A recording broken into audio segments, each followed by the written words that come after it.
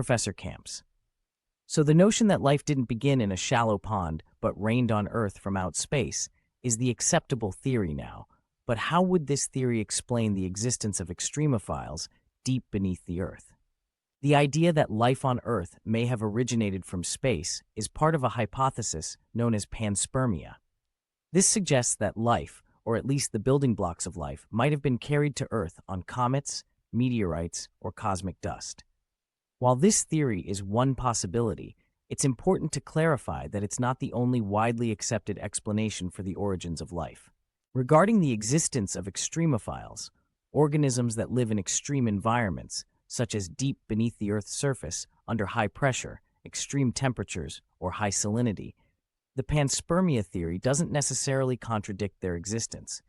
In fact, it could help explain why life is so adaptable to extreme environments. Here's how. Resilience of life forms. The theory suggests that the building blocks of life could have arrived on Earth already in a form capable of surviving harsh environments. Some microorganisms, like extremophiles, are incredibly resilient and can withstand extreme conditions. If life or its components came from space, they may have been exposed to intense radiation and the harsh vacuum of space, and thus evolved or adapted to survive in conditions where we might expect life to be impossible. Deep Earth life.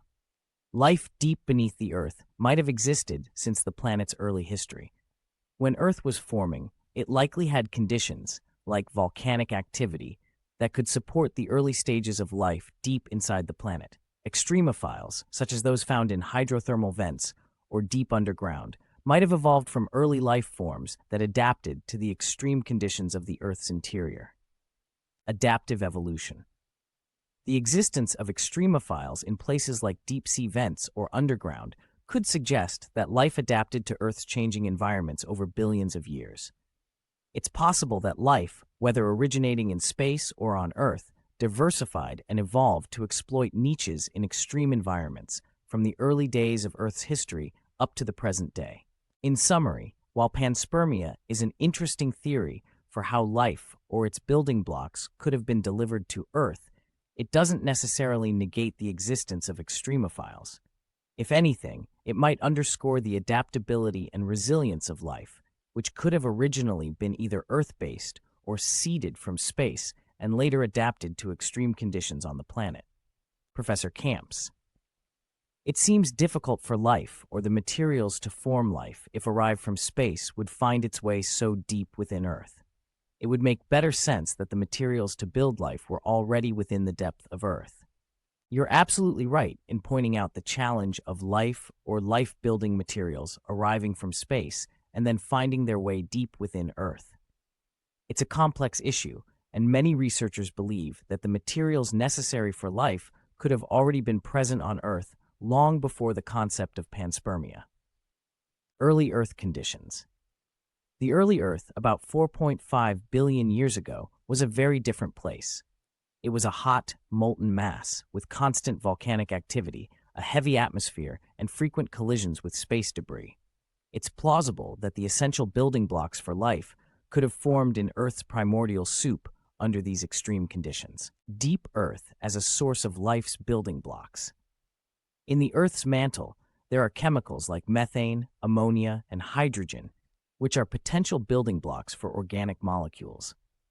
Hydrothermal vents on the ocean floor, where hot water and minerals mix, could have provided the right environment for these molecules to interact and form more complex compounds. Primordial soup and the Miller-Urey experiment.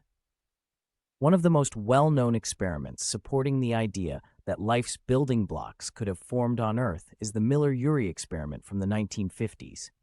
It demonstrated that amino acids could be synthesized from basic chemicals thought to exist in Earth's early atmosphere when exposed to electrical sparks. Extremophiles and Earth's subsurface. The discovery of extremophiles deep underground and in extreme conditions suggests that life on Earth is incredibly adaptable. It's likely that some of these extremophiles represent some of the earliest life forms which have adapted to conditions that would have been common in Earth's ancient subsurface.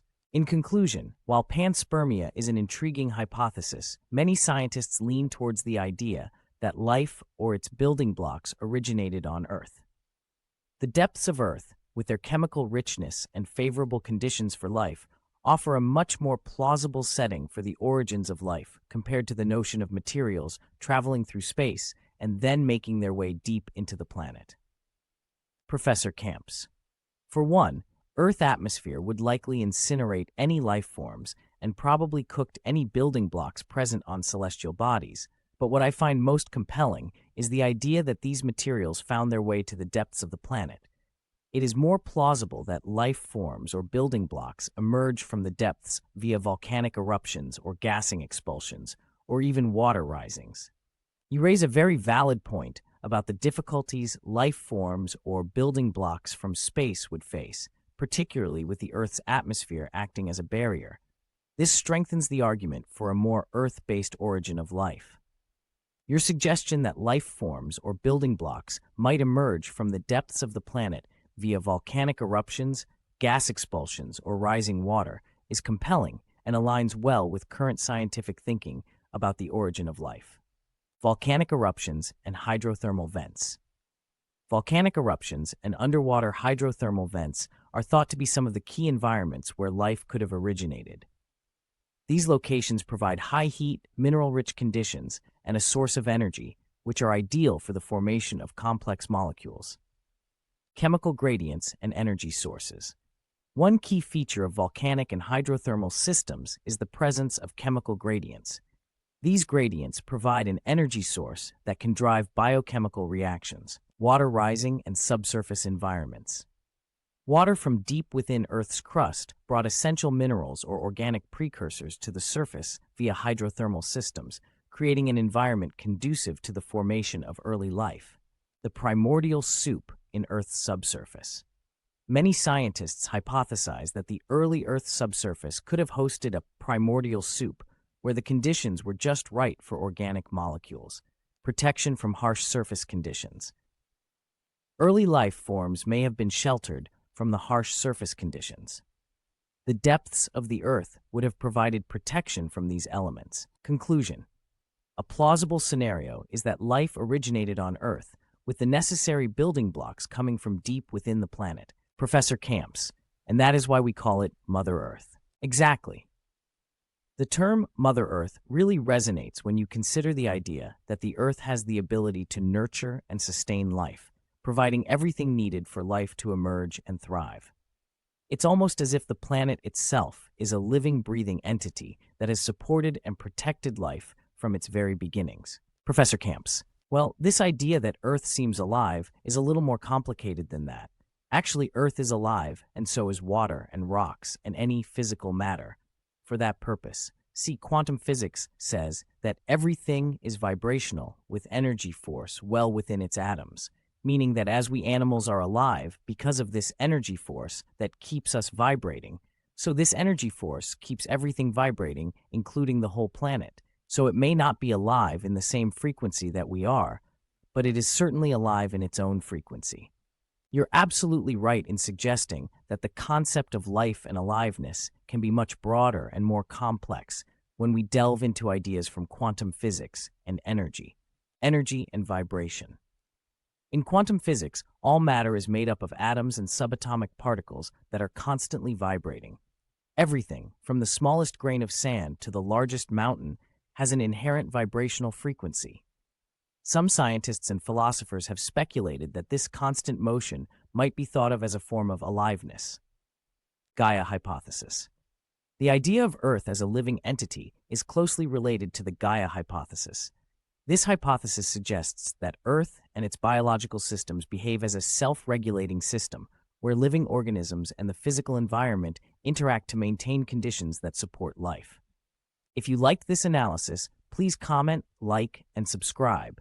And don't forget to hit the bell for upcoming videos. Until then, let your imagination run wild.